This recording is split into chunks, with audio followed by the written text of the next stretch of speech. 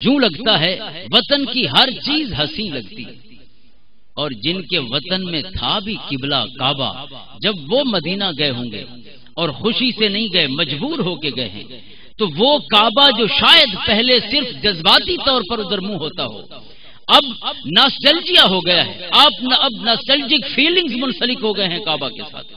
اب وہ صرف کعبہ نہیں ہے، اب وہ بچھڑا ہوا وطن ہے، اب وہ چھوڑا ہوا وطن ہے۔ لہذا جب مسلمان مدینہ پہنچے تو پہلے تو صرف مذہبی فریضہ سمجھ کے منہ کرتے تھے بیت اللہ کو، اب اپنے جذبات کا قبلہ بھی مدینہ مکہ بن چکا ہے، بیت اللہ بن چکا ہے۔ لہذا مدینے پہنچ کر اب جی کرتا ہے کہ منہ ہو تو اپنے بچھڑے ہوئے وطن کی طرف ہو۔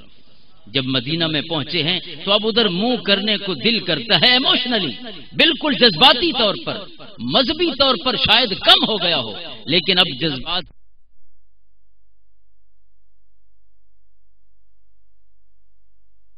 جن گلیوں میں محبتیں کی ہیں، جن گلیوں میں دوستیاں کی ہیں، جن گلیوں میں کاروبار کیے ہیں، اور جس وطن میں آنکھ کھولی ہے، اب اچانک وہاں سے بچھڑ گئے ہیں تو اب جی کرتا ہے کہ چہرہ ادھر ہونا چاہیے، لیکن حکم آ جاتا ہے اب چہرہ ادھر نہیں ہوگا، پیٹھ ادھر ہوگی۔ اب ادھر منہ کرنا ہے، ادھر نہیں کرنا۔ کیوں؟ کیونکہ اب یہ محمد کے حکم پہ عمل نہیں، اب یہ دل کی بات پہ عمل ہے صلی اللہ علیہ وسلم۔ اب دل کرتا ہے کہ چہرہ ادھر ہو، اب محمد کی بات کی وجہ سے نہیں، حضور کی اطاعت اور اتباع کی وجہ سے نہیں۔ فرمایا ہم اس لیے قبلے بدلتے ہیں الا تاکہ ہم جان سکیں، لنعلم من یتبع الرسول ممن ينقلب على عقبیہ۔ اب ہم دیکھنا چاہتے ہیں کہ کون ہے جو پتھروں کے گھر سے پیار کرتا ہے اور کون ہے جو محمد کے فرمان سے پیار کرتا ہے۔ اب ادھر منہ نہیں کرنا، اب ادھر منہ کرنا ہے۔ اور اب کچھ یہودی مسلمان ہو گئے ہیں، یہودیوں کا دل پہلے بھی کرتا تھا کہ بیت المقدس قبلہ ہونا چاہیے۔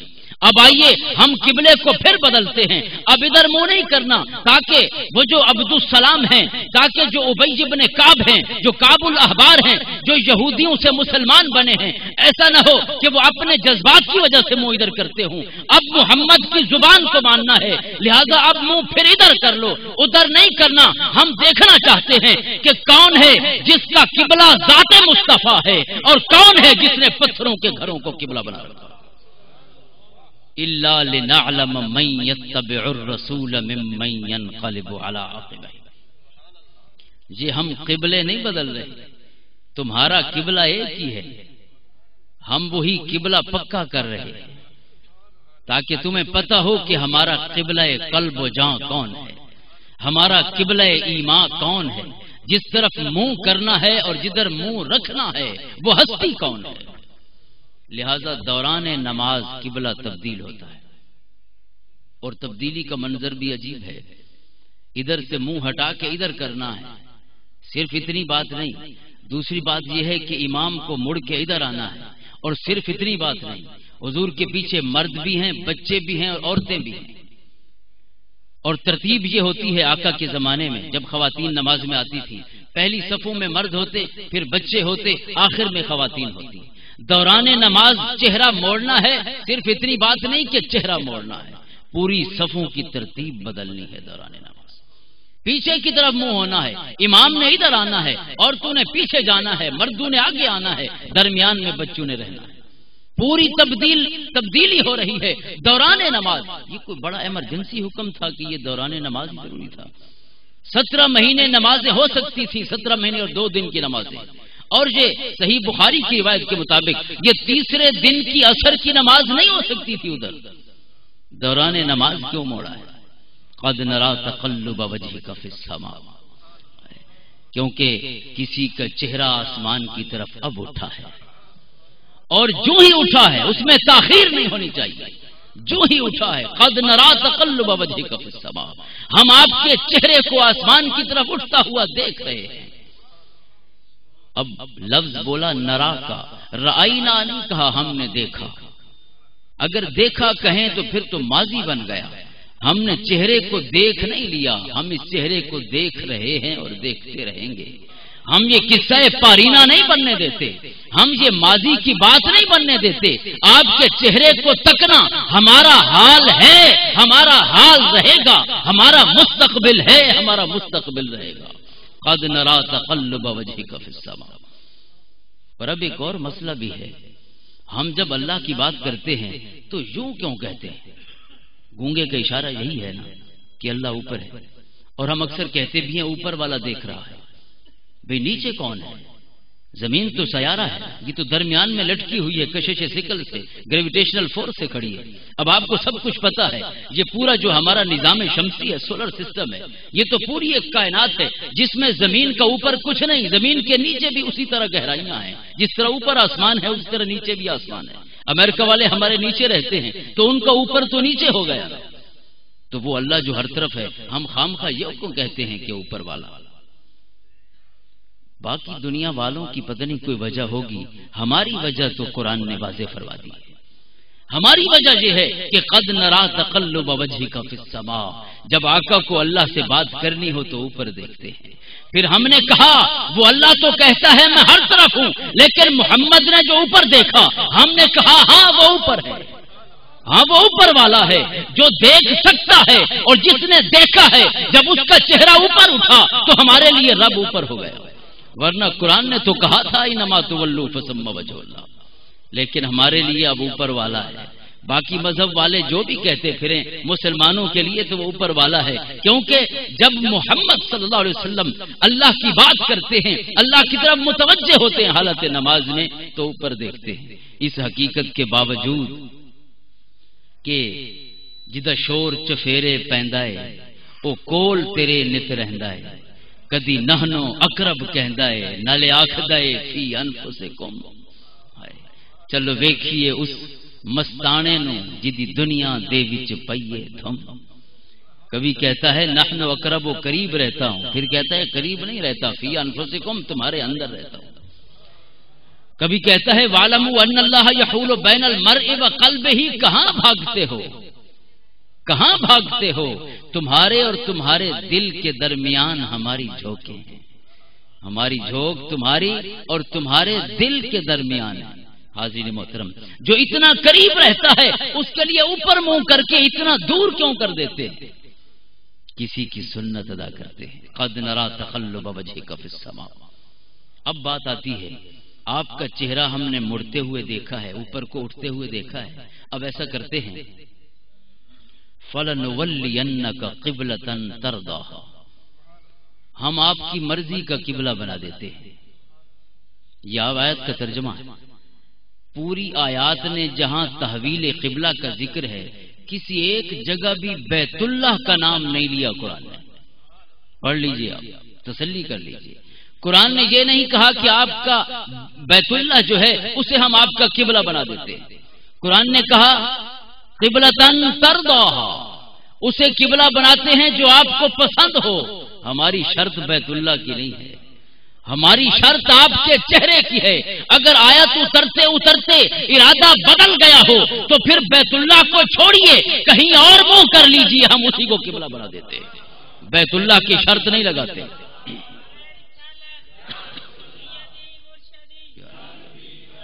قبلتن ترضاہا، وہ قبلہ جو آپ کو اچھا لگتا ہو، وہ جو آپ کو اچھا لگتا ہو اسی کو قبلہ بنا دیتے ہیں۔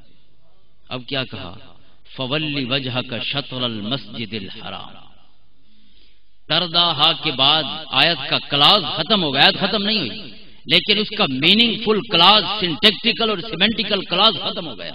اس کے بعد نیا جملہ شروع ہوتا ہے جو ان اٹ سیلف مکمل سینٹنس ہے، وہ کہتا ہے فَوَلِّ وَجْهَكَ شَطْرَ الْمَسْجِدِ الْحَرَامِ۔ اب اپنا چہرہ مسجد حرام کی طرف کر دیجئے۔ ہمارا قبلہ مسجد حرام ہے، کون سا قبلہ ہے ہمارا؟ اگر مسجد حرام میں ہم موجود ہوں تو جس طرف چاہے منہ کر سکتے ہیں، یہ درمیان والے کالے کوٹھے کی طرف منہ کرنا ہے۔ کدھر منہ کرنا ہے؟ مسجد حرام تو وہ ہے جو کعبہ کے چاروں طرف ہمیں نظر آتی ہے، وہ گول سی مسجد جو ہے یہ بیت الحرام، یہ مسجد حرام ہے، اور قرآن کہتا ہے مسجد حرام کی طرف منہ کر دیجئے۔ قرآن نے تو یہ نہیں کہا کہ بیت اللہ کی طرف منہ کیجیے۔ تو اگر قرآن پہ عمل کریں تو پھر پوری مسجد حرام قبلہ ہے، لیکن کیا مسجد حرام پوری قبلہ ہے؟ آپ کعبہ کی طرف پیٹ کر کے ادھر منہ کر سکتے ہیں اگر کعبہ درمیان میں ہو؟ کدھر منہ کرتے ہیں؟ کعبہ کی طرف منہ کرتے ہیں. یعنی اب تک قرآن نے کیٹیگریکل حکم بھیجا ہی نہیں کہ کدھر منہ کرنا ہے. قرآن کا قبلہ اب تک وہی ہے اور آخر تک وہی رہا. کون سا؟ قبلتن ترضاھا، جو اپنے غلاموں کو بتا دیں گے. ہم نے قید لگائی ہی نہیں، اگر لگائی ہے تو ہماری قید اتنی ویگ ہے کہ کوئی سمجھے گا ہی نہیں. اس لیے آخر دم تک جب تک کوئی محمد کو قبلہ نہیں سمجھے گا تب تک اس کا قبلہ ہو ہی نہیں.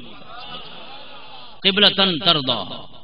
ہم نے تو مسجد حرام کی بات کی تھی، تو مسجد حرام کی طرف منہ تو نہیں کرتے، تو منہ تو بیت اللہ کی طرف کرتے ہو. پھر آگے دیکھیے وحیث ما کنتم. قرآن کا مخاطب بدل گیا.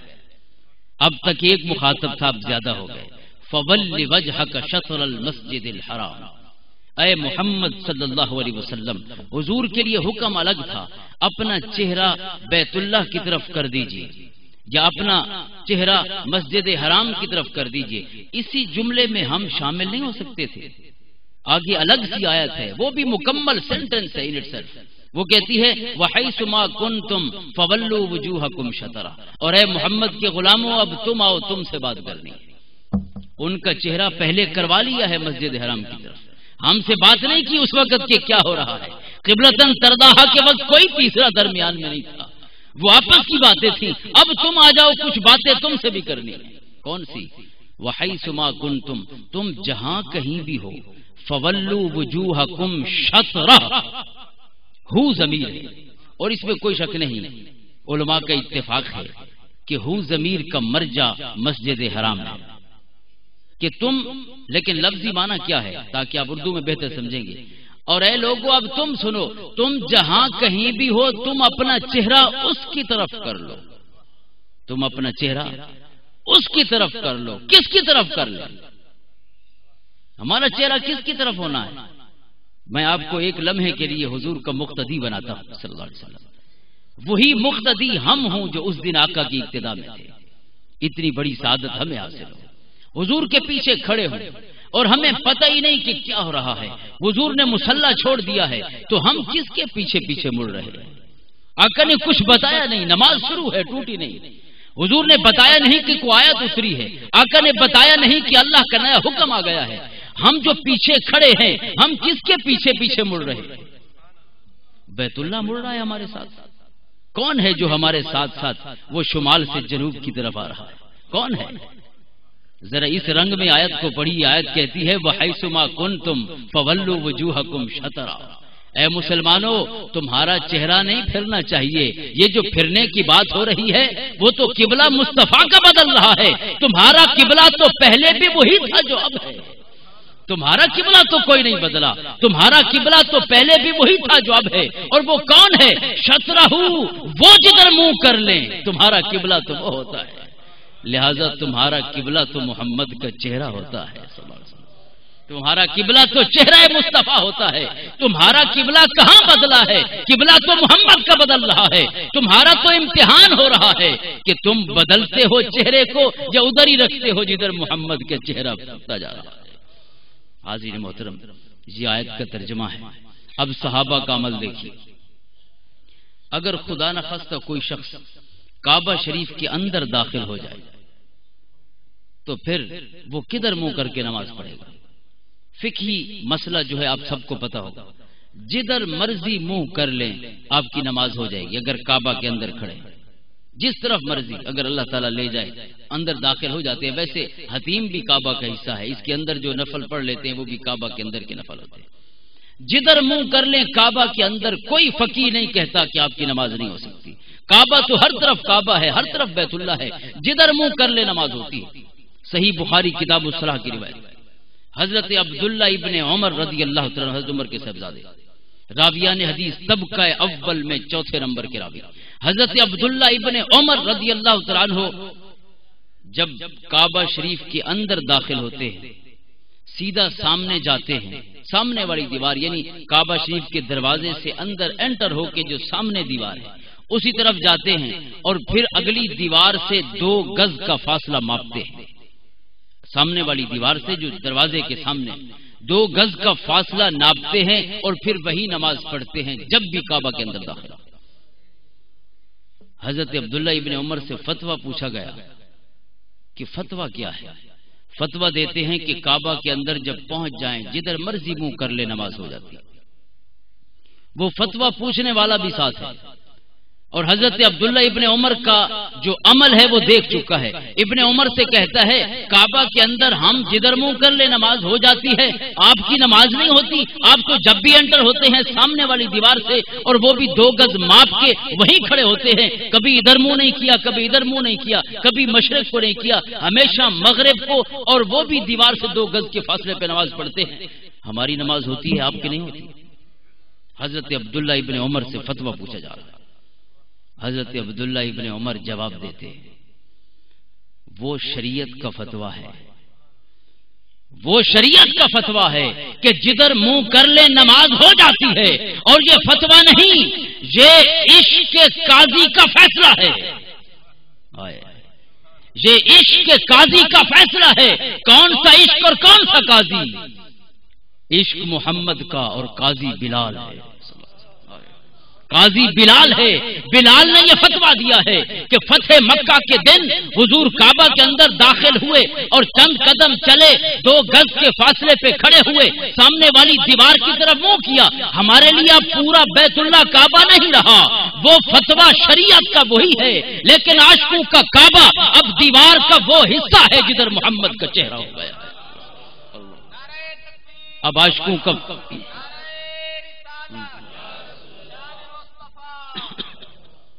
اب عاشقوں کا قبلہ سارا کعبہ نہیں رہا، وہ باہر کی بات ہے، کیونکہ آقا باہر کھڑے ہوں تو سارے کعبہ کی طرف منہ کرتے ہیں، اندر کھڑے تھے تو ادھر منہ کیا۔ بلال نے جب سے بتایا ہے پھر کسی اور دیوار کو منہ نہیں کیا۔ وہ فتویٰ تھا، یہ کسی کا فیصلہ ہے، جو جج ہے عشق کا جج۔ اسی کتاب الصلاح کی ایک اور روایت ہے، حضرت خباب بن الارت رضی اللہ تعالی عنہ، جو اصحاب صفہ میں سے اور مہاجر ہیں، غلام ہیں، مکہ سے مدینہ گئے۔ حضرت خباب بن ارد سے فتویٰ پوچھا جاتا ہے، کان رسول اللہ صلی اللہ علیہ وسلم یقرأ فی الظہر والعصر، کیا حضور نبی کریم صلی اللہ علیہ وسلم ظہر کی نماز میں سورہ فاتحہ کے بعد کوئی اور سورت پڑھتے تھے؟ حضرت خباب کہتے ہیں نام، ہاں پڑھتے تھے۔ اب فتویٰ پوچھنے والا چھوڑتا نہیں، پوری بات کرنی ہے۔ کیا حضور نے حکم دیا کہ ظہر کی نماز میں بھی پہلی 2 رکعتوں میں، جو فرائض کا مسئلہ یہ ہے نا کہ پہلی 2 رکعتوں میں جو الحمد شریف ہے اس کے بعد پھر کوئی سورت پڑھنی ہے، جو سورت بھی آتی ہو، فقرؤوا ما تیسر من القرآن، جو حصہ بھی قرآن کا آسانی سے آتا ہو۔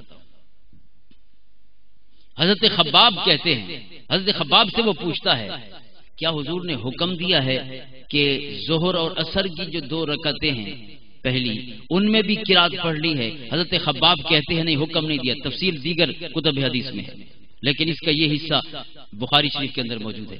حضرت خباب کہتے ہیں حکم نہیں دیا۔ راوی پوچھتے اگر حکم بھی نہیں دیا آپ کو کس نے بتایا کہ حضور الحمد کے بعد بھی سورت پڑھتے تھے؟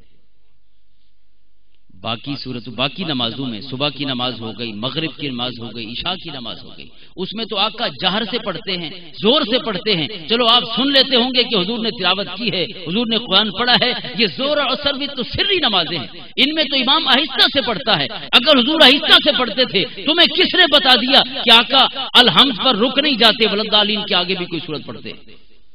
اب صحابی سے پوچھئے اسے کیسے پتا چلا کہ حضور اس سے آگے بھی کچھ پڑھتے ہیں؟ اللہ اکبر۔ اور یہی مزہ لینے کے لیے شاگرد نے خباب سے سوال کیا ہے، جواب یہ ہے باضطراب لحیتہ، اللہ اکبر، باضطراب لحیتہ۔ دیکھیے کہ صحابہ کا قبلہ کون سا ہے۔ حضرت خباب کہتے ہیں ہماری نظریں آقا کے چہرے پہ جمی ہوتی تھی، اور ہم حضور کی داڑھی کو ہلتا ہوا دیکھتے تھے، اور ہم حضور کی داڑھی کی ایک ایک حرکت کو جانتے تھے کہ جب آقا الحمدللہ رب العالمین کہیں تو داڑھی کیسے ہلتی ہے، جب ولدالین کہیں تو کیسے ہلتی ہے، جب آمین کہیں تو کیسے ہلتی ہے، جب آگے بھی ہلتی رہتی ہمیں پتا چل جاتا کہ آقا نے ولدالین سے آگے بھی کچھ پڑھا ہے۔ اور صرف یہی نہیں، آگے چلیے ابن ماجہ میں روایت ہے، مسلم میں روایت ہے، دیگر کئی کتب حدیث میں ایک روایت ہے جس کے مختلف الفاظ ہیں، اور ایک لفظ یہ ہے کہ سبح اسم ربک الاعلی، سورۃ الاعلی جو ہے باعتبار مصحف کے یہ غالباً 87ویں سورت ہے اور باعتبار نزول کے یہ 8ویں سورت ہے۔ سورۃ الاعلی کے بارے میں ہے کہ حضور جو جمعہ کی نماز ہے اس میں پہلی رکعت میں سورۃ الاعلی پڑھتے اور دوسری میں سورۃ الغاشیہ پڑھتے، اور عیدین کی نماز میں بھی یہی دو صورتیں پڑھتے، اور یہاں تک کہ یہ تصریح بھی موجود ہے کہ اگر ایک ہی دن میں عید بھی ہوتی اور جمعہ بھی ہوتا، آقا عیدین میں بھی وہی صورتیں پڑھتے، عید کی نماز میں بھی، اور پھر جمعہ کی نماز میں بھی یہی دو صورتیں پڑھتے۔ حاضر محترم، حضور کی اطاعت اور اتباع کا جو حق ہے وہ تو یہ ہے کہ ہمیں پتہ ہو کہ آقا کو کون سی صورتیں بھلی لگتی تھیں اور کس نماز میں کون سی صورتیں پڑھتے تھے۔ تو یہ دو صورتیں سورۃ الاعلی اور اس سے اگلی صورت سورۃ الغاشیہ یہ آقا جمعہ کی نماز میں پڑھتے ہیں۔ ایک صحابی کہتے ہیں کہ آقا اکثر ظہر کی نماز میں بھی سورۃ الاعلی پڑھتے تھے۔ یہ کس نے بتایا ہوگا؟ باضطراب لہجتہ ہی ہمیں پتہ ہے جب سبح اسم ربک الاعلی کہیں تو داڑھی کی حرکت کیا ہوتی ہے، ہمیں پتہ ہے سنقرئک فلا تنسیٰ کہیں تو آپ کی داڑھی مبارک کیسے ہلتی ہے، ہمیں پتہ ہے قد افلح من تزکا کہیں تو کیسے ہلتی ہے، ہمیں پتہ ہے اگر آقا سورت کو ختم فرمائیں تو حضور کی داڑھی مبارک کیسے ہلتی ہے۔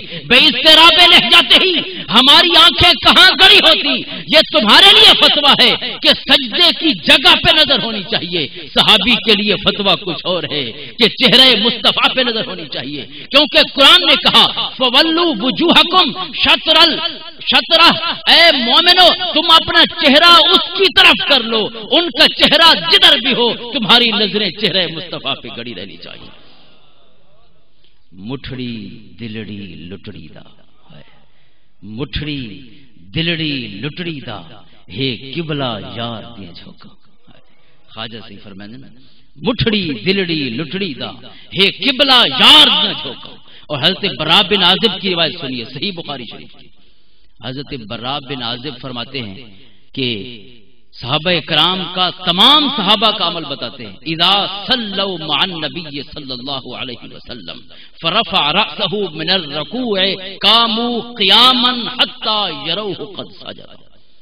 حضرت براء کہتے ہیں کہ صحابہ کرام کا عمل یہ تھا۔ اب دیکھیں جو ساری نماز میں حضور کے چہرے پاک پہ نظریں جمائے رکھتے ہیں، اگر سجدے میں چلے جائیں تو ظاہر ہے نظر نیچی ہو جاتی ہے، پھر حضور نظر نہیں نہ آ سکتے، یا آ سکتے تھے؟ اگر سجدے کی حالت میں سبھی پڑے ہوں تو آنکھیں بالکل نیچے ہو جاتی ہیں، سامنے والا کچھ نظر نہیں آ سکتا۔ اس کا بھی حل ڈھونڈ لیا تھا صحابہ کرام۔ براء بن عازب بتاتے ہیں اس کا حل کیا ہے، فرماتے ہیں جب بھی صحابہ حضور کی اقتداء میں نماز پڑھتے فرفع رأسه من الرکوع، اور حضور نبی کریم صلی اللہ علیہ وسلم رکوع سے اپنا سر مبارک اٹھاتے اور پھر حضور سجدے کو چلے جاتے، قاموا قیاما، کوئی غلام سجدے کو نہ جاتا، قاموا قیاما بخاری شریف کے لفظ ہے، حضور سجدے کے اندر گئے ہوئے ہیں، یہ سارے کھڑے ہوئے ہیں۔ اتنی جدائیاں ہم سے برداشت نہیں ہوتی، اتنے لمبے لمبے سجدے دیکھنے کو کچھ نہ ملے، نہیں، سارے کھڑے ہوئے ہیں، قاموا قیاما۔ کب سجدہ کرتے ہیں؟ حتی رأوہ قد سجدا، یا کہ حضور کو دیکھ لیتے ہیں کہ آقا نے سجدہ مکمل کر لیا ہے، یہ جلدی جلدی جا کے 3 دفعہ سبحان ربی الاعلی کہہ کے پھر اٹھتے ہیں، سبحان ربی الاعلی جلدی جلدی کہہ کے پھر اٹھاتے ہیں۔ اتنی جدائیاں ہم سے گوارا نہیں ہوتی۔ وحیثما کنتم فولوا وجوہکم شطرہ، تم جدھر بھی ہو تمہارے لیے فتویٰ یہ ہے کہ تمہاری نظریں وہاں سے ہٹنی چاہیے۔ حاضر محترم، اور یہی چیز ہے جس کے لیے قرآن کہتا ہے ہم نے بس یہ دیکھنا ہے کہ کون ہے جو اتباع کرتا ہے، کون ہے؟ الا لنعلم من یتبع الرسول، کون ہے جو محمد کی اتباع کرتا ہے صلی اللہ علیہ وسلم، کون ہے جو رسول کی اتباع کرتا ہے۔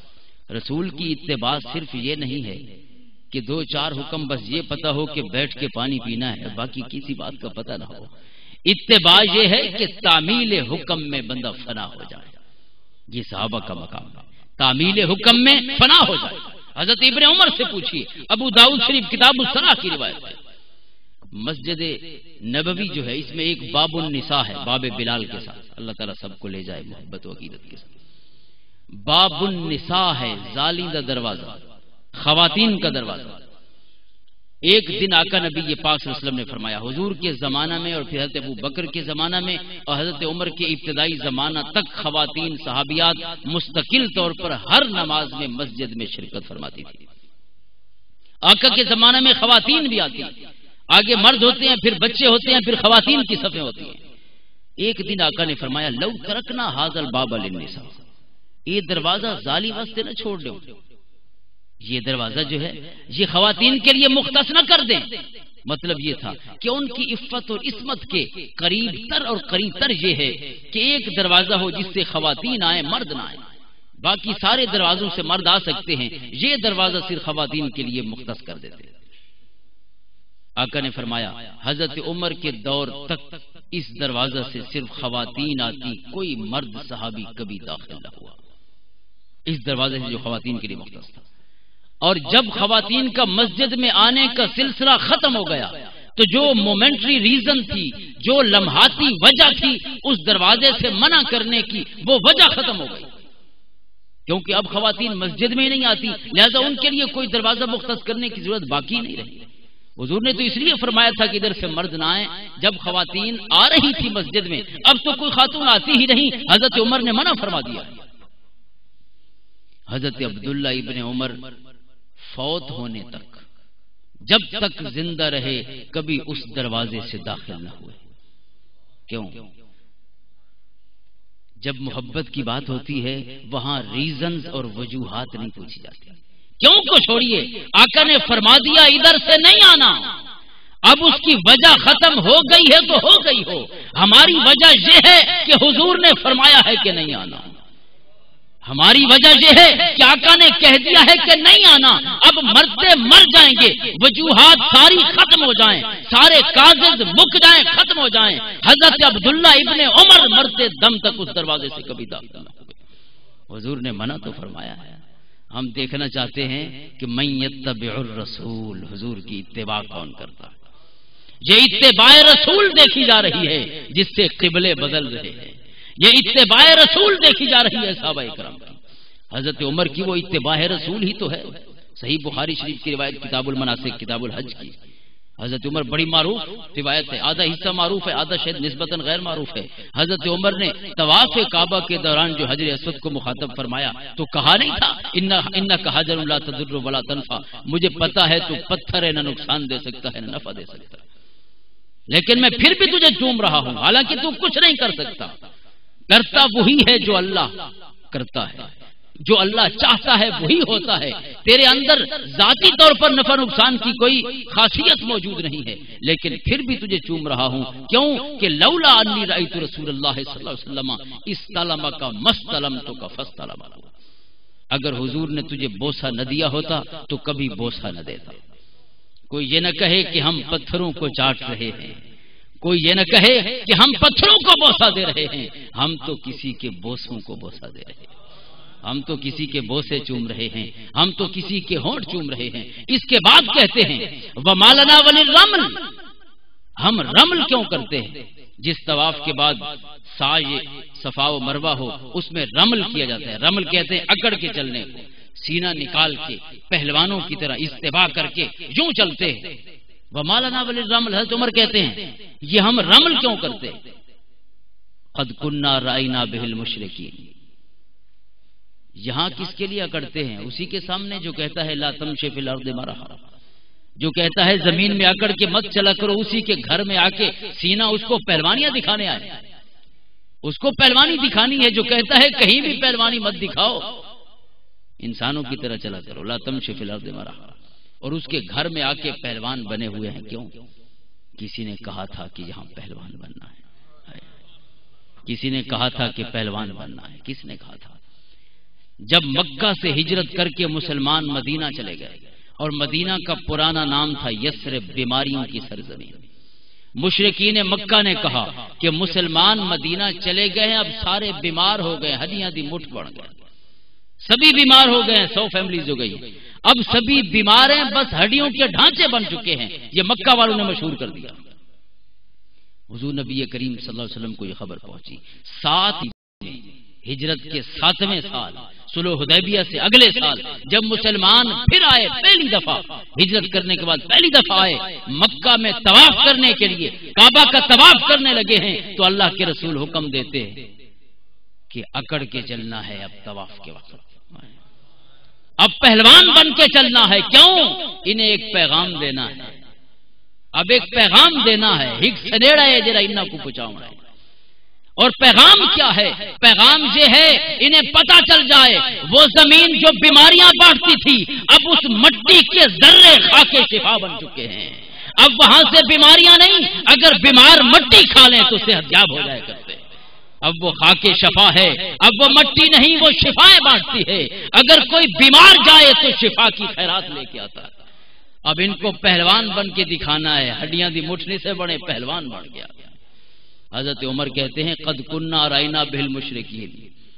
چلو پہلوان بننا تھا، پہلوانیاں بھی ختم ہو گئی. اب تو کیوں؟ اب تو قرآن کا حکم اتر چکا ہے 9 ہجری میں انما المشرکون نجس فلا يقربوا المسجد الحرام بعد عامهم.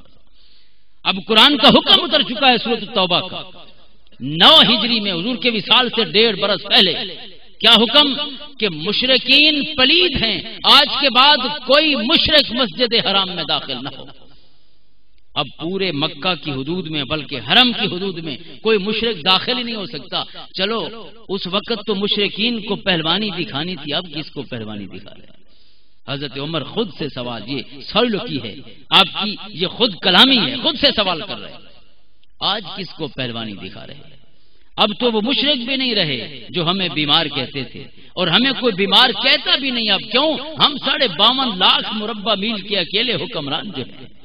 اب کوئی ہمیں بیمار اور کمزور کیسے سکتا ہے؟ اب تو کسی کو جرات ہی نہیں ہے. اب کیوں اکڑتے ہیں کعبہ میں آ کے؟ اب رمل کیوں کرتے ہیں؟ خود ہی جواب دیتے ہیں.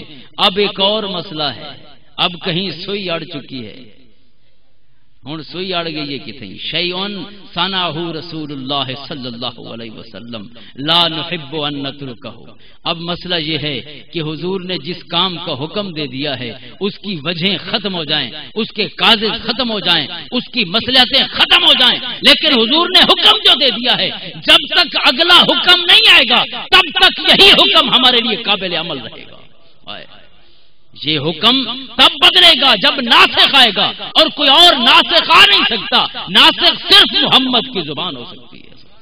حضور نے آخر میں یہ بتایا نہیں تھا کہ اب مت اکڑیں کیونکہ اکڑنے کا زمانہ بیت گیا. وہ یہ کہے بغیر چلے گئے، لہذا اب قیامت تک کے لیے اکڑنے کا حکم باقی ہے. وجوہات کو چھوڑیے، حضور کا حکم موجود. یہ ذات مصطفیٰ سے لگاؤ ہے، یہ اتباع رسول ہے. اور یہ تو والد ہیں صاحبزادے کا حال کیا ہے. اسی کتاب المناسک کا باب تقبیل الحجر کی روایت. یمن سے ایک شخص آتا ہے، فتویٰ پوچھتا ہے. یہ آج کل تو بہت سی نشانیاں لگی ہوئی ہے نا، پتہ چل جاتا ہے کہ دوران طواف بھی کہ اب حجر اسود کی جگہ آ گئی ہے، لہذا استلام کر لیں یا بوسہ دے دیں. یمن والا سوال کرتا ہے، یہ سہولتیں نہیں تھی. سوال یہ کرتا ہے کہ یہ جو تقبیل حجر ہے یا استلام حجر ہے، اس کے بارے میں آپ کیا کہتے ہیں؟ حضرت عبداللہ ابن عمر کہتے ہیں رأیت رسول اللہ صلی اللہ علیہ وسلم یقبلہ ویستلمہ. میں نے آقا کو دیکھا ہے کہ حضور نے بوسہ بھی دیا ہے اور سلام بھی کیا ہے، دور سے استلام بھی فرمایا ہے اور حضور نے بوسہ بھی دیا ہے. وہ یمن والا کہتا ہے ارأیت ان روحمت ارأیت ان غلبت. اگر بہت رش ہو جائے، اگر بہت بھیڑ ہو، ہر طرف بندے ہوں، انسان ہوں، اور کچھ پتہ نہ چل رہا ہو، جیسے طواف زیارت اور طواف وداع میں ہوتا ہے، کچھ پتہ نہ چل رہا ہو کہ حجر اسود والی جگہ آئی بھی ہے کہ نہیں آئی، پھر کیا کریں گے؟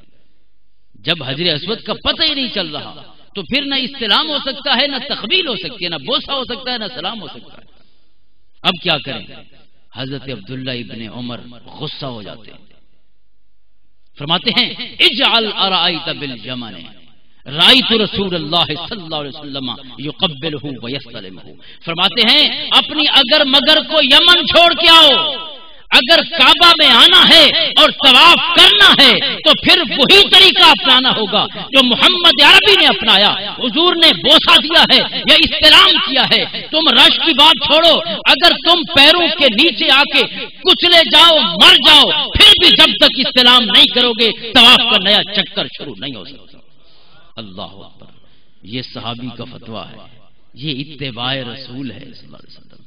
اور ابن عساکر کی روایت ہے، کوئی شخص پوچھتا ہے کہ مینا میں آپ جاتے ہیں تو قصر نماز پڑھتے ہیں. اب بھی حجاج جو جاتے ہیں جو مقیم نہیں ہوتے وہ قصر نماز پڑھتے ہیں، لیکن جو مکہ میں مقیم ہے وہ تو قصر نماز نہ پڑھے. فتویٰ یہ پوچھا جاتا ہے کہ مینا کا سفر تو نہیں بنتا. اب تک یہ سلسلہ یہ زیر بحث ہے. مینا جو ہے وہ سفر تو نہیں بنتا کیونکہ وہ تو قریب ہے، اور سفر تو 3 دن اور 3 رات کا ہوتا ہے، جو 58 میل بنتے ہیں یا 90 کلومیٹر بنتے ہیں.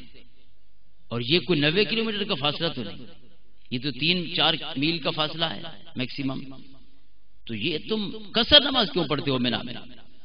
حضرت عبداللہ ابن عمر جواب دیتے ہیں کہ جس نے کہا تھا نا کہ 3 دن کے سفر پہ قصر پڑھنی ہے اسی نے 3 میل پر بھی سفر پڑھی ہے.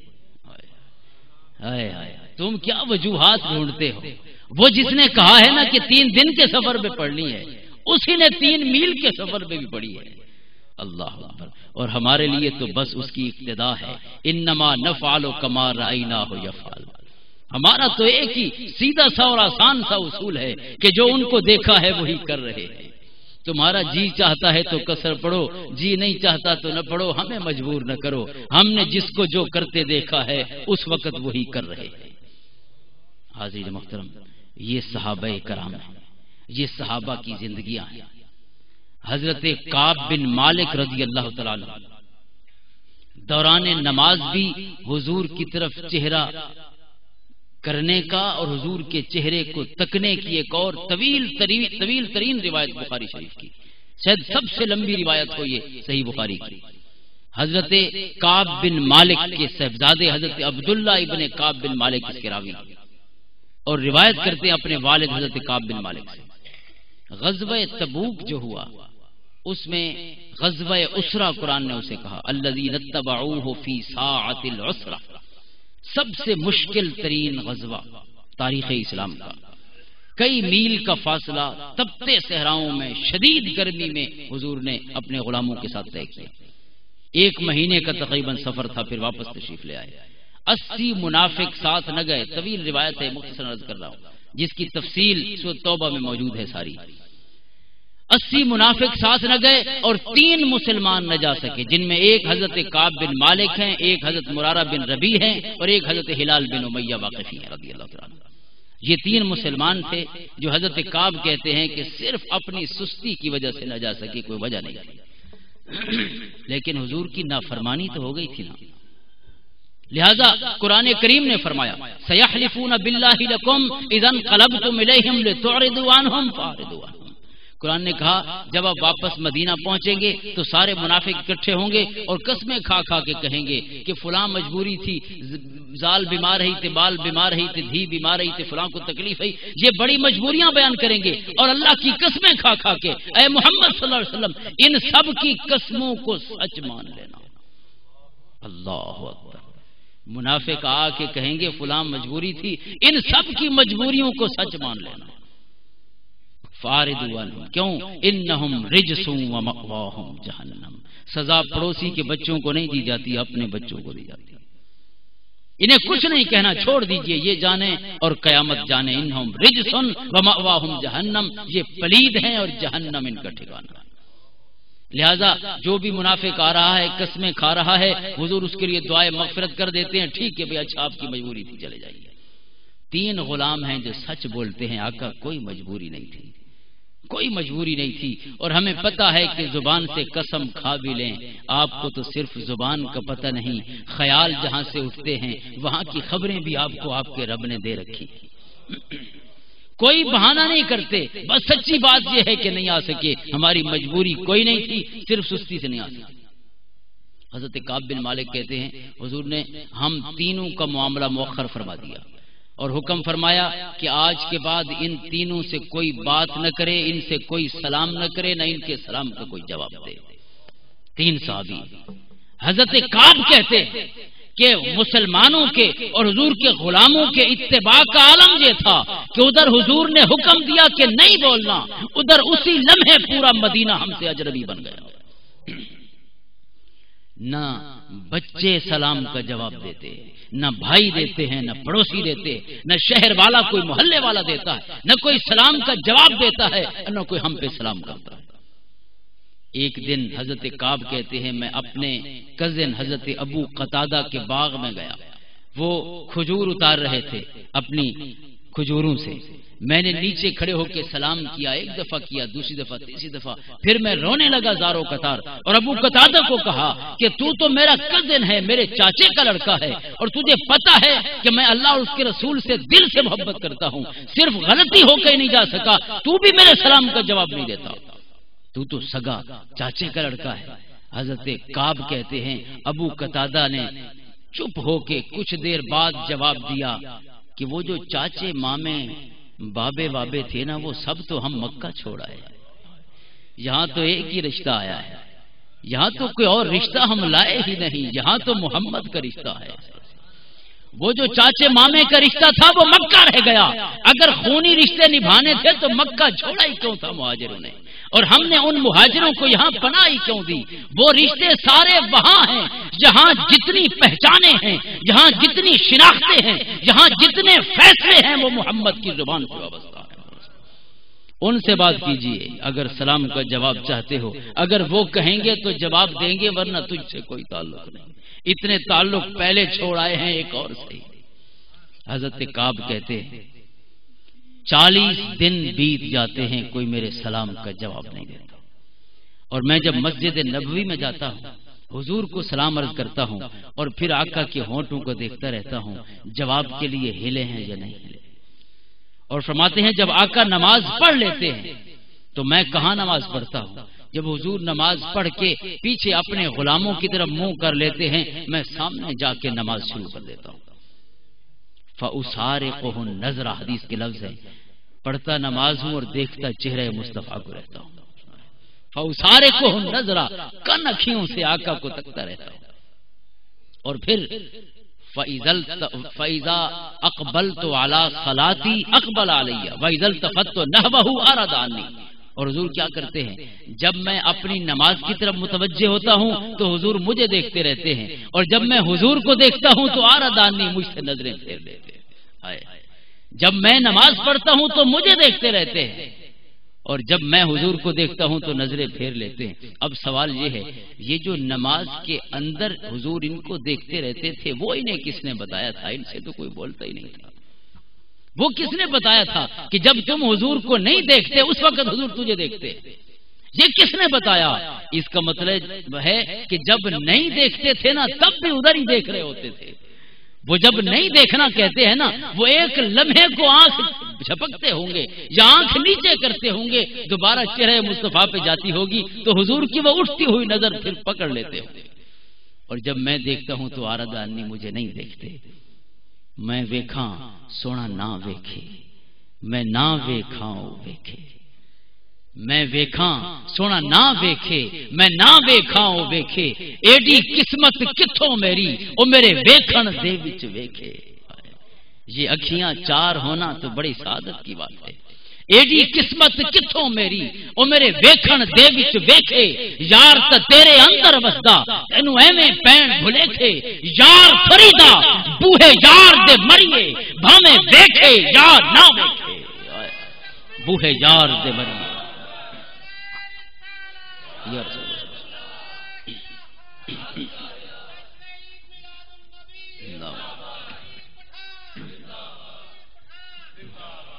یار فریدا بوہے یار دے مری، باویں ویکھے یا نہ ویکھے۔ وہ ان کا کام ہے، وہ دیکھیں یا نہ دیکھیں، اپنا کام تو بس دیکھتے جانا ہے۔ حضرت کعب کہتے ہیں کہ 40ویں دن حکم آتا ہے آج سے اپنی بیویوں سے بھی الگ ہو جاؤ۔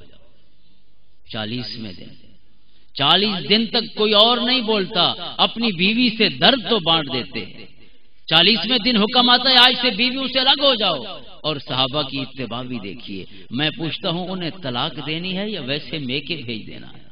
اللہ اکبر، انہیں طلاق دینی ہے، رشتہ ایک ہی ہے اب محمد کا رشتہ صلی اللہ علیہ وسلم، جسے آقا کہیں گے اب اس سے رشتہ ہے، اور جس سے حضور نے منع کر دیا اس سے کوئی رشتہ نہیں۔ قرآن اور رب امتحان لے رہے ہیں کہ واقعی سچی مچی محمد سے پیار کرنے والے ہیں صلی اللہ علیہ وسلم۔ حضرت کعب کہتے ہیں کہ پھر 10 دن اور بیتتے ہیں کہ جب حضور حکم فرماتے ہیں کہ نہیں طلاق نہیں دینی، انہیں میکے بھیج دینا ہے، ہم بیویوں کے تینوں میکے بھیج دیتے ہیں، اب کوئی راتوں کو ہمارا درد سننے والا بھی نہیں رہا، اب کوئی درد بانٹنے والا بھی نہیں رہا، آج کس کو بتائیں گے کہ حضور کے ہونٹ مجھے لگا تو تھا جیسے ہل رہے ہوں، جب میں نے سلام کیا تو حضور کے چہرے پہ مجھے محبت کے آثار تو نظر آئے، آج کس سے ہم یہ حال بانٹیں گے کہ اب فلاں صحابی کو سلام کیا تو وہ سلام کا جواب دیے بغیر گزر گیا، آج دل کی باتیں کس سے کریں گے؟ 10 راتیں اور 10 دن اور بیت گئے، 50ویں دن کی صبح ہے، 50 دن بیت گئے یہ معاشرتی مکاتب سوشل بائیکاٹ کو، 50ویں دن میں اپنی گھر کی چھت پہ بیٹھا ہوں، کوئی سلا پہاڑی پہ چڑھتا ہے اور اعلان کرتا یا کعب بن مالک ابشر، یا مرارہ ابن ربیع ابشر، یا ہلال ابن امیہ ابشر، اے ہلال تجھے خوشخبری ہو، اے مرارہ تجھے خوشخبری ہو، اے کعب بن مالک تجھے خوشخبری ہو۔ جب میں خوشخبری کے لفظ سنتا ہوں تو اپنی جگہ سے اچھلتا ہوں، اور میرے اچھلتے اچھلتے اس کی اگلی بات آ جاتی ہے کہ اللہ نے تمہاری توبہ قبول فرما لی ہے، اسی وقت اترتا ہوں۔ حضرت کعب کہتے ہیں میرے گھر میں 2 کپڑوں کے بنا اس دن کچھ نہیں تھا، اور وہ 2 کپڑے بھی میں نے پہنے ہوئے تھے، پڑوسی سے 2 کپڑے ادھار لیتا ہوں، وہ خود پہنتا ہوں، اپنے کپڑے ہاتھ میں لیتا ہوں، وہ جس نے خوشخبری دی تھی نا وہ مستحق ہے کہ اپنا سب کچھ اسے دے دیا جائے، جس نے آج اعلان کیا ہے کہ اے کعب بن مالک تجھے خوشخبری ہو، توبہ قبول ہو گئی، اپنے دونوں کپڑے جو ساری میری دولت تھی اس کے سپرد کر دیتا ہوں، خود ادھار کے کپڑے پہن لیتا ہوں، مسجد نبوی میں داخل ہوتا ہوں، حضور نبی کریم صلی اللہ علیہ وسلم تشریف فرما ہے، اور حضور کا وہ چہرہ ہے جو ہم سب جانتے تھے کہ کان رسول اللہ صلی اللہ علیہ وسلم اذا سر استنار وجهه كانه قطعه قمر، کہ جب آقا خوش ہوتے تو آپ کے چہرے سے نور کی یوں شعائیں نکلتی کہ لگتا تھا کہ چاند آقا کے چہرے میں اتر آیا ہے۔ آج حضور خوش ہیں اور حضور کے چہرے سے نور کی شعائیں ٹپک رہی ہیں۔ حضور جیسے ہی اندر داخل ہوتا ہوں قرآن کی آیت پڑھتے ہیں وَعَلَى الثَّلَاثَةِ الَّذِينَ خُلِّفُوا، اور اللہ نے ان 3 کی توبہ بھی قبول کر لی ہے جن کا معاملہ مؤخر کر دیا گیا تھا، حتی اذا ضاقت علیہم الارض بما رحبت وضاقت علیہم انفسہم وظنوا ان لا ملجأ من اللہ الا الیہ۔ قرآن کہتا ہے یہاں تک کہ زمین ان پر تنگ ہو گئی، یہاں تک کہ ان کی اپنی جانیں ان پر تنگ ہو گئی، اور انہیں سمجھ آ گئی کہ اللہ کے علاوہ اور کہیں پناہ نہیں ہے، انہیں پتہ چل گیا کہ ان کے مسئلے کا حل وہی رب کر سکتا ہے۔ ہم نے ان کی توبہ قبول فرما لی، ان اللہ هو التواب الرحیم، بے شک اللہ توبہ قبول فرمانے والا مہربان۔ یہ اتباع ہے صحابہ کرام کی۔ آج کسی صحابی کو پکڑ کے اس سے اتباع کی خیرات نہ مانگ لیں، تھوڑی سی زیادہ نہ صحیح، محبت کا کوئی ایک چھینٹا۔ آج بڑے بڑے ہستیاں ہمارے ساتھ تشریف رکھتی ہیں جن کے صدقے آسمان سے بارشیں اترتی ہیں، کوئی تو محبت کا چھینٹا بھی اتر آئے، کوئی تو محبت کا قطرہ بھی اتر آئے، پیر پٹھان کا صدقہ، ان کی اولاد کا صدقہ، سادات کا صدقہ، آل رسول کا صدقہ، اللہ تعالیٰ صحابہ کرام کی محبت میں سے ایک چھوٹا سا قطرہ ہم غلاموں کو بھی عطا فرماتے، وہی محبت کہ جو ہماری زندگیاں بدل دے، بس اتنی محبت نہیں کہ جو 2-3 نعرے لگوا دے، نہیں، ایسی محبت جو پورا سال ساتھ نبھائے، ایسی محبت جو ہماری زندگیاں بدل دے، ایسی محبت جو ہمارے مزاج بدل دے، ایسی محبت جو اٹھنے بیٹھنے کے اصول بدل دے، ایسی محبت جو گفتگو کے انداز بدل دے، ایسی محبت جو اخلاق بدل دے، ایسی محبت جو اپنے رشتہ داروں سے لین دین کے طریقے اور اصول بدل دے، ایسی محبت جو ہماری ساری زندگی کو مصطفیٰ کے قدموں کی زینت بنا دے، ایسی محبت کی اللہ سے خیرات مانگتے ہیں۔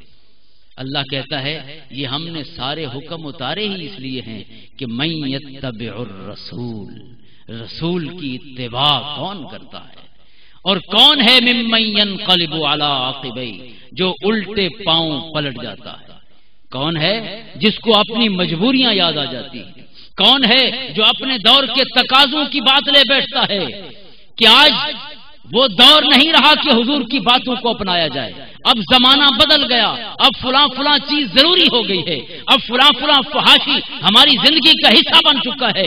کون ہے جو اپنے زمانے کی ضرورتوں اور تقاضوں کی بات کرتا ہے، اور کون ہے جو کہتا ہے صدیاں بیت جائیں محمد بھی نئے ہیں، محمد کی سنت بھی نئی ہے؟ کون ہے جو محمد کی سیرت کو ہمیشہ بہار کہتا ہے؟ کون ہے جو حضور کے طریقے کو ہمیشہ خوشبو کی طرح اپناتا ہے؟ کون ہے جو محمد کے انداز کو اپناتا ہے؟ کون ہے جو محمد عربی صلی اللہ علیہ وسلم کی ایک ایک سنت کو زندہ کرتا ہے؟ اور کون ہے جس کو اپنی مجبوریاں یاد آتی؟ من یتبع الرسول ممن ینقلب علی عقبیہ۔ اللہ تعالی اس محفل کا صدقہ ہماری زندگیاں بدل دے، ہمارے انداز بدل دے، اور سچ یہ ہے اور حق یہ ہے کہ وقار دنیا میں عزت صرف حضور کی اتباع میں ہے صلی اللہ علیہ وسلم۔ اس کے علاوہ نہ اللہ کو کوئی بھاتا ہے اور نہ اللہ کو کسی کی ادا بھاتی ہے، اسے ایک ہی ادا بھاتی ہے اور ایک ہی ہستی بھاتی ہے، اور وہ ہے لقد کان لکم فی رسول اللہ اسوۃ حسنہ۔ اگر اس سے مقبول بننا چاہتے ہو، اگر اس کے محبوب بننا چاہتے ہو، تو پھر اسے ایک ہی راستہ اچھا لگتا ہے جو راستہ گنبد خضرا کو جاتا ہو۔ اس کے علاوہ جتنی راہیں ہیں وہ کسی اور کی طرف جاتے ہیں، کی راہ کے تو میروی بترکستان۔ اگر ترکستان کا راستہ لیں گے تو کبھی کعبہ نہیں پہنچیں گے۔ آئیے سارے مل کے مدینہ کے راہی بنتے ہیں، مدینہ کے مسافر بنتے ہیں، مدینہ کی گلیوں کے مسافر بنتے ہیں، اپنی پوری زندگی کو محمد عربی صلی اللہ علیہ وسلم کی سنت کے نام کرتے ہیں۔ اللہ تعالی ہماری مدد فرمائے، آمین بجاہ سید المرسلین۔ ماشاءاللہ، یہ تھے جناب صاحبزادہ نجم الحسن صاحب کمبوج شریف سے، بہت ہی احسن انداز میں اتباع رسول پر بیان فرما رہے تھے۔ اللہ تعالیٰ ان کے علم و عمل میں مزید ترقی عطا فرمائے۔ ایک اعلان سماعت فرما لیں۔ 24 مارچ بروز سوموار بعد نماز عشاء انجمن خاک پائے در حبیب دربار پیر جگی شریف کے تحت ایک محفل نعت منعقد ہو رہی ہے، جس میں ملک کے نامور نعت خان محمد فرحان علی قادری جیکب آباد سے اور سجاد علی روفی فیصل آباد سے دربار پیر جگی شریف میں تشریف لا رہے ہیں، اور اس شاگ کے درمیان بذریعہ قرآن اندازی ایک عمرے کا ٹکٹ بھی یہ بھی تقسیم کیا جائے گا۔ تمام احباب سے شرکت کی اپیل کی جاتی ہے کہ شرکت فرما کر ثواب دارین حاصل کریں۔ 24 مارچ بروز سوموار بمقام دربار پیر جگی شریف میں۔ مصطفیٰ جان رحمت پہ لاکھوں سلام، شمع بز میں ذات پہ لاکھوں سلام، شمع بز میں ہدایت پہ لاکھ، جن کے تلووں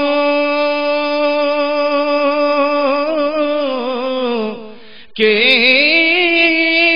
بوسے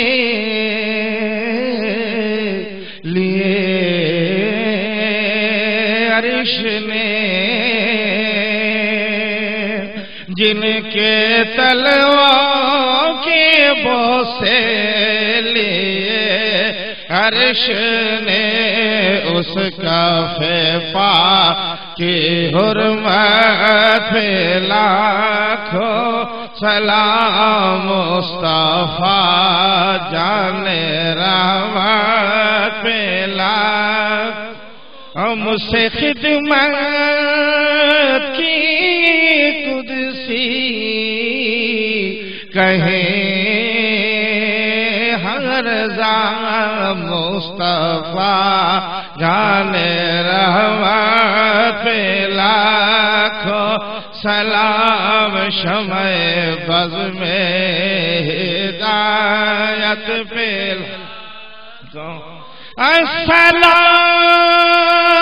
السلام اے سبھی رسولوں کے رسول یہ سلام عاجزانہ ہو قبول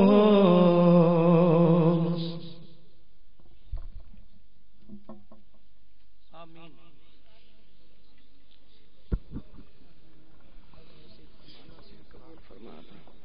نہ کرائی حافظ بار کو نہ دین دنیا عزت سے اسلامت فیان اور سے بڑی سونی تقریر فرمائی اللہ سینہ سے صدقہ سارے کو اللہ گناہ معاف فرمائے میرے بیمار ان شفاء کامل عطا فرمائے جنہاں دے اولاد کو نے نرینہ اولاد عطا فرمائے سچے حضور پاک صلی اللہ علیہ وسلم غلامی نصیب فرمائے اہل بیت نہ صحابہ کرام نہ غلامی نصیب فرمائے ایمان رکھے ایمان مارے ایمان اٹھاوے اللہ حضور پاک صلی اللہ علیہ وسلم تے کلمہ نصیب فرماوے اللہ اور سچے مسلمان کرتے اللہ رکھے اللہ اللہم صلی علی محمد اللہ علیہ محمد لا الہ الا اللہ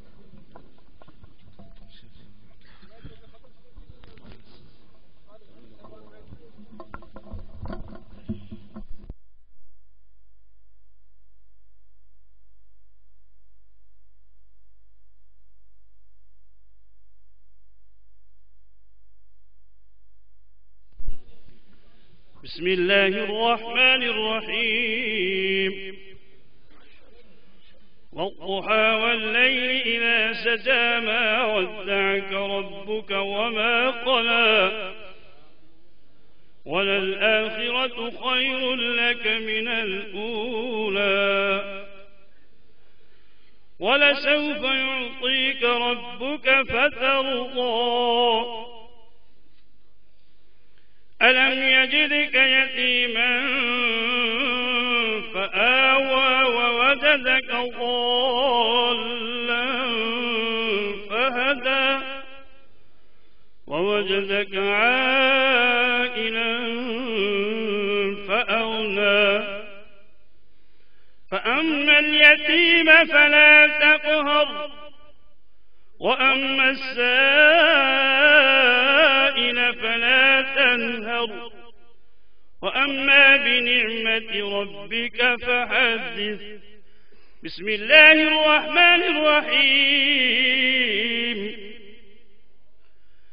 قل يا أيها الكافرون لا أعبد ما تعبدون ولا أنتم عابدون ما أعبد ولا أنا عابد ما عبدتم ولا أنتم عابدون ما أعبد لكم دينكم ولي دين بسم الله الرحمن الرحيم قل هو الله أحد الله الصمد لم يلد ولم يولد ولم يكن له كفوا أحد بسم الله الرحمن الرحيم قل هو الله أحد الله الصمد لم يلد ولم يولد ولم يكن له كفوا أحد بسم الله الرحمن الرحيم قل هو الله أحد الله الصمد لم يلد ولم يولد ولم يكن له كفوا أحد بسم الله الرحمن الرحيم الرجيم قل أعوذ برب الفلق من شر ما خلق ومن شر غاسق إذا وقب ومن شر النفاث